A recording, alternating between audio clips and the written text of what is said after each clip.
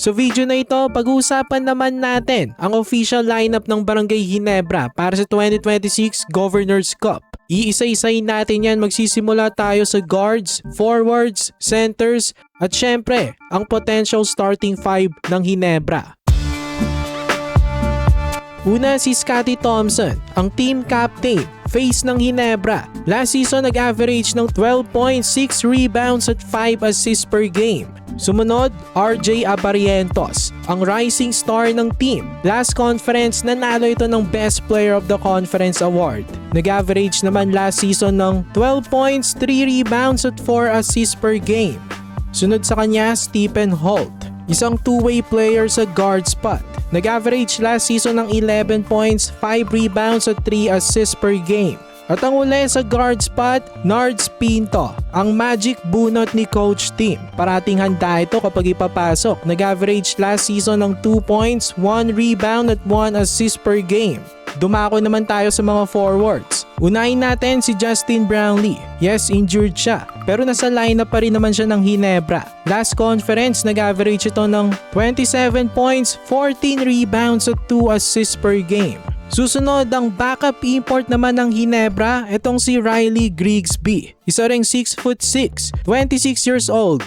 Di hamak na mas bata kay JB. Maging kasing effective kaya siya ni JB. Sumunod, Jeremiah Gray, ang matinek na shooter sa wing spot. Nag-average last season ng 2 points, 1 rebound at 0.4 assist per game. Sunod sa kanya, Troy Rosario, ang ka-twin tower ni Japet Aguilar. PF ang primary position nito at center ang kanyang secondary. Nag-average last season ng 11 points, 6 rebounds at 1 assist per game.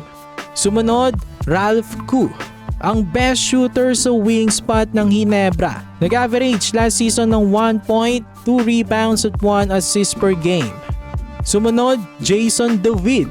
Kasalukuyang injured, pero kapag healthy, maaasahan ng kanyang hustle at depensa. Nag-average last season ng 3 points, 2 rebounds at 1 assist per game.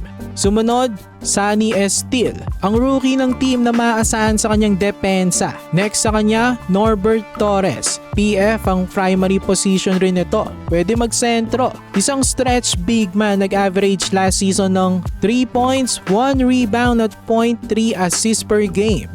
At last, John Cedric Abyss, ang isa pang rookie ng team.